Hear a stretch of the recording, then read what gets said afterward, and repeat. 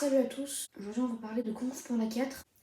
J'en attendais beaucoup et... Alors je précise que dans cette vidéo, il y aura une partie sans spoil et une partie avec spoil. Donc là c'est sans spoil, voilà, donc si vous n'avez pas vu le film, vous pouvez regarder cette partie sans aucun risque. Quoi.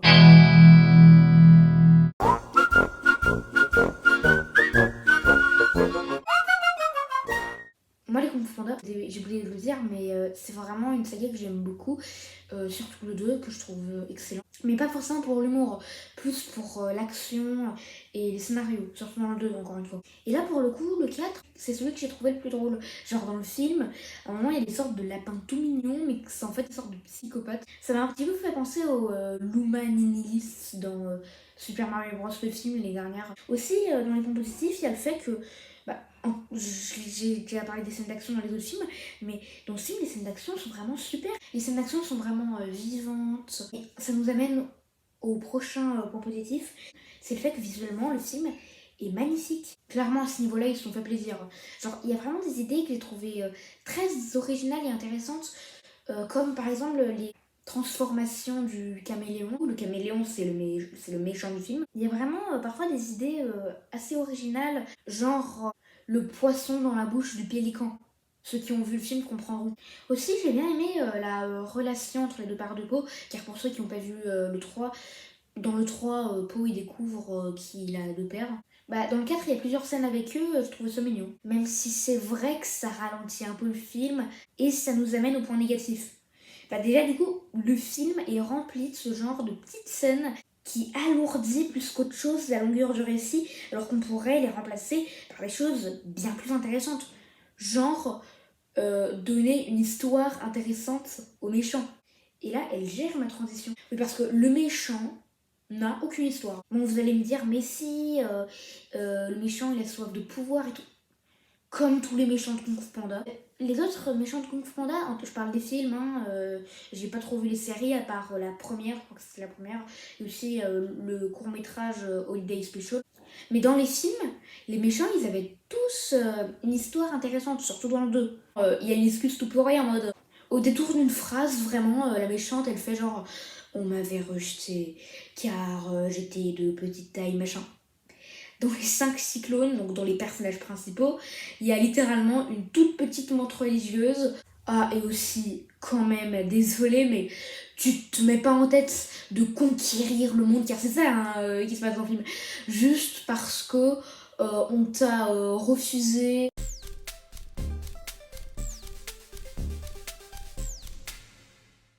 Au tout début du film, on te dit qu'ils sont allés faire des tâches. Pour Mante, on y revient, c'est vraiment un gag, je spoil pas, mais c'est vraiment un gag, son excuse. Même s'ils ont un très très rapide petit caméo à la fin. En fait, c'est juste parce qu'ils savent même pas les acteurs, donc leur très rapide caméo à la fin, ils parlent même pas du coup.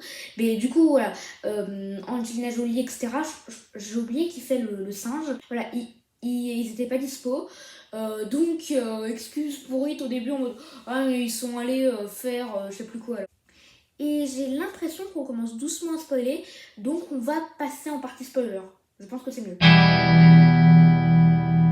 Alors, du coup, on est dans la partie spoiler, là. Donc, si vous êtes là, c'est que soit vous avez vu le film, soit vous l'avez pas vu, mais voilà, ça vous dérange pas forcément d'être spoilé. Même si vous comptez le voir, enfin. Si vous comptez le voir, c'est un peu étrange. Moi, je vous conseille quand même, si vous comptez le voir, je vous conseille quand même de pas regarder la vidéo. C'est mieux de voir le film comme ça, sans trop de spoil. Donc voilà, c'est vous qui voyez. Déjà, le film est extrêmement prévisible. Genre, donc du coup, je vais spoiler. Et en fait, dès que il y a le renard qui arrive, je me suis dit, bon, ok, ça va être lui, le nouveau Carré Dragon, qui va choisir. En plus, c'est ultra forcé. La pire, vu que quand même, là, c'était au tout début du film, j'ai compris au tout début du film ce qu'il allait avoir tout à la fin. Donc pendant tout le film, j'étais en mode, putain, c'est l'histoire, arrêtez, on a fait. Et il y avait aussi un autre truc qui était très relou, encore autour de ce personnage, donc le renard Zen, je crois, elle s'appelle le renard là, dans le film. Mais en fait, à la fin, vers la fin, on découvre qu'en fait Zen travaillait pour la méchante. Mais après, voilà, elle commence à se poser des questions, finalement elle se repentit et elle va contre les méchantes du côté de Beau. Enfin voilà. Là, en fait, dès que ils allaient vers le temple de la méchante, là direct je me suis dit, bon ok c'est sûr, elle travaille pour la méchante. Et en fait, je vais pas tout vous dire du coup. Enfin, si, on ne peut pas de spoilers, mais voilà, ça prendrait un peu trop de temps. Mais j'avais compris tout l'arc qu'il allait avoir avec ce personnage, comme ça, genre plusieurs minutes avant que ça arrive, pour vous dire à quel point le film est ultra prévisible. Et en fait, à chaque fois, il force à mort pour que, après film, on se dise, quand on le revoit, on se dise, c'était pour ça. Mais en fait, non, on n'est pas débile. Aussi, j'ai noté un autre truc, donc c'est le pire point selon moi du film, ce que je vais dire là. Le dernier acte du film. Et là, ça va vraiment être full spoiler. C'était aussi spoiler sur le précédent là, vu que je disais des twists, même si dès le début vous allez les comprendre, hein, je précise. Enfin, les comprendre, non pas forcément plus les prévoir plutôt.